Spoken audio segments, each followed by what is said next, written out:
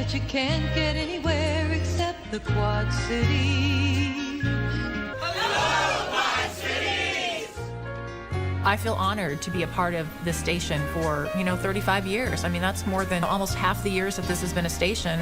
I've been on the air here. That goes beyond our anchors. I mean, Mike Ortiz, this man taught me 14 years ago how to use a camera. I still get to see him every single day in the newsroom. Children of people who are viewers that say, yeah, my mom always watched you, now I always watch you, and, and they're in their 30s, so. Well, with my veterans panel now, we'd like to show you a T-shirt designed by a young man named Adam Peters. Oh, right. The front says Paula and Teresa and Marcia and Sharon, and then the back has our faces a la. It really is the people that make the difference, and that's what makes KWQC so special. You kind of feel like your family. Everybody kind of pulls for each other. Making a difference where we go. KWQC says hello. Hello, Iowa. Hello, Illinois. TV6 cares for you. Laser focus on the community and reflecting the community. When we can provide customer service for our viewers one-on-one, that sticks with both of us.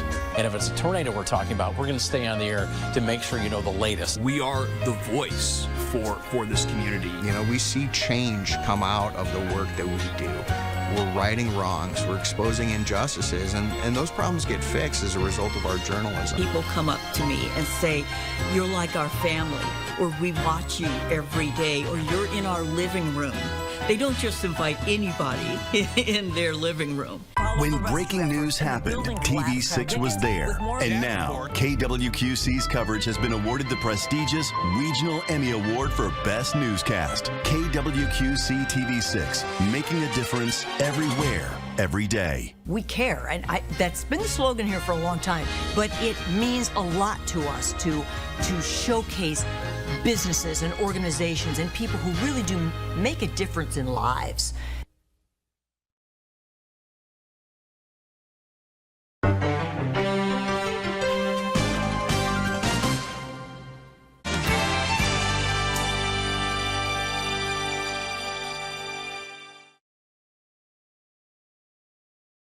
It's funny to me how people in the public still view this work as like celebrity work or star work.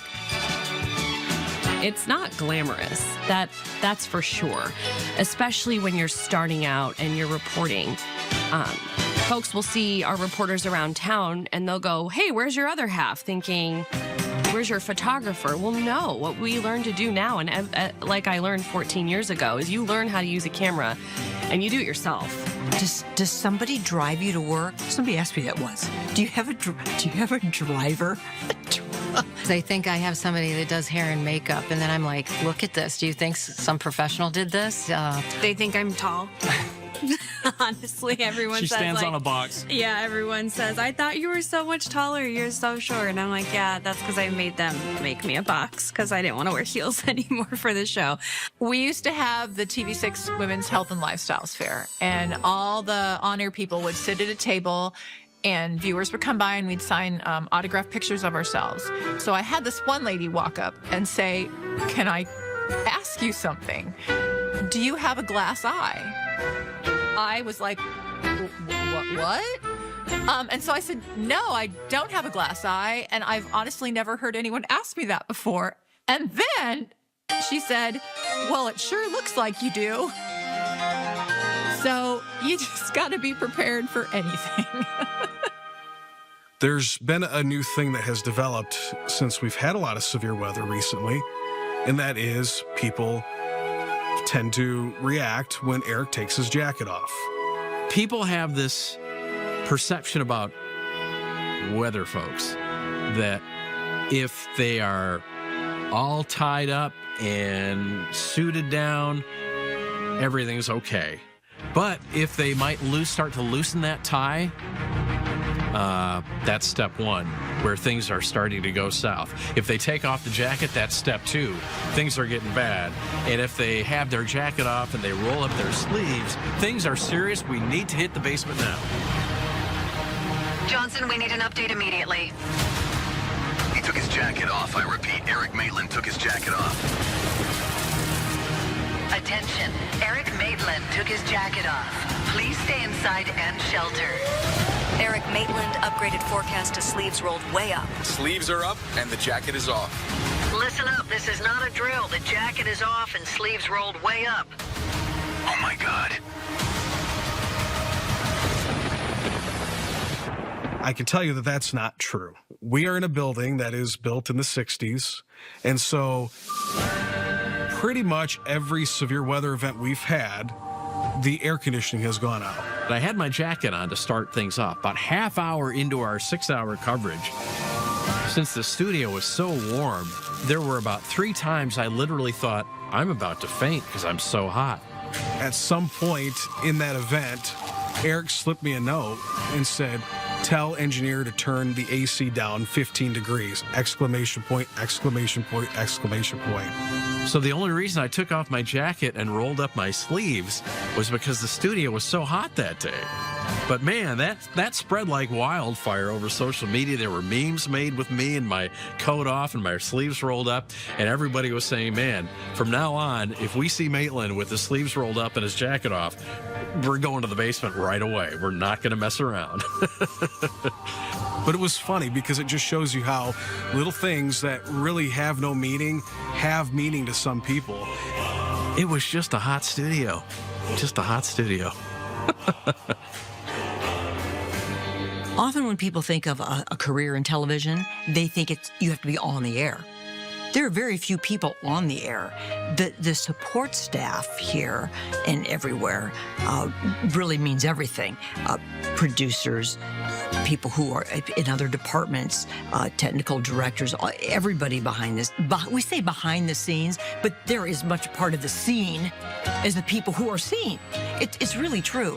And without those folks, you got nothing. You got nothing. And there are other departments. There are people who work sales and people who are in management here. I mean, this is a team that has to work together, and they are treasured and so valued.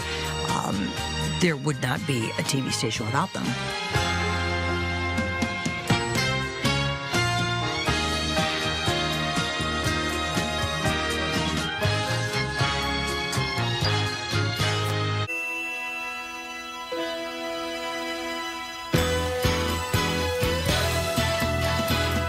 Making a difference where we go. KWQC says hello. Hello, Iowa. Hello, Illinois. TV6 cares for you.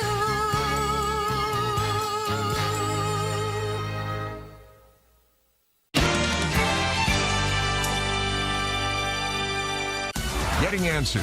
TV6 investigates.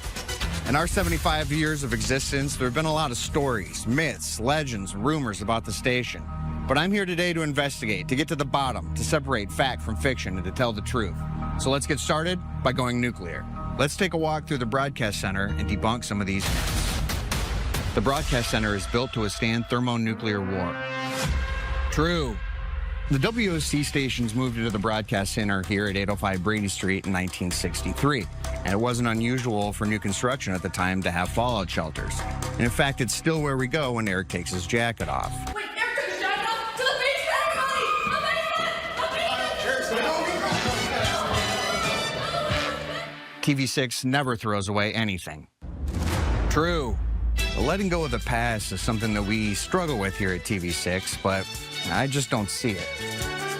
Hi, Matt. What you got there, Ann? Oh, just my 1962 Fallout Shelter Emergency Guide, and it has biscuits. Ooh, I'm hungry. All right, let's go share. All right. The station is possessed. False. A logo change in 1983 led some to believe that the station might be possessed by this 666 logo here, which was retired in 1991. WOC stands for World of Chiropractic. False. Now, B.J. Palmer was a visionary, but he didn't come up with WOC or the World of Chiropractic. Story goes back to the early 1900s when a Rock Island resident named Robert Carloa was tinkering with early radio technology in his Rock Island home. By 1922, he'd received the WOC call letters, and the Palmer family bought the station a month later. Ronald Reagan was a newsman at WOC. True. Now, the story goes that Ronald Reagan, otherwise known as the Great Communicator, was WOC's announcer for Iowa's 1932 football season. He did so well that he came back in 1933 as a general announcer. Now, years later, when Reagan was famous, he remembers a story where he once got scolded for forgetting to name an advertiser who's supplying the organ music for his show. TV6 is the Quad City's #1 station for news. True. We've learned over 75 years that it takes a team of dedicated journalists and countless others working behind the scenes to do what we do every day, and that's change the world. We do it for our friends and neighbors and each other, and we do it for our viewers. We do it for all who came before us, and we do it for all who will come next. In the Quad Cities, Matt Christensen, TV6 Investigates. Getting answers. TV6 Investigates.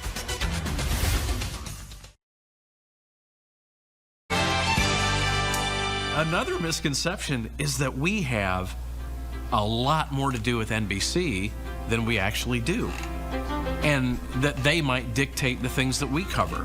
Now, our relationship with NBC News is pretty limited.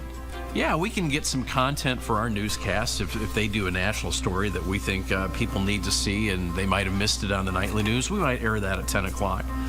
But they don't dictate what we cover. We're a local newsroom. We make the decisions about what we cover in the QCA. Of course, we have so many different national news outlets that we can get our news from, but they're not going to know what's going on in your local community. Local TV news still has great value in that we deliver this information that is in our own neighborhoods. And, you know, we cover a wide range here in our area, many communities, but they all relate us locally. And so that's why we say we're everywhere. I mean, we are everywhere now. And that, I believe that need shouldn't go away if we keep up that idea that we're serving our own friends and neighbors and family out there. Getting books into the hands of homes and Quad City kids. Donation drive benefiting the Quad Cities Disaster Recovery Fund is underway right now. 2 Milan neighbors put their heads together and decided to create a Facebook watch group called Guardians of the Neighborhood. And if it's a tornado we're talking about, we're going to stay on the air to make sure you know the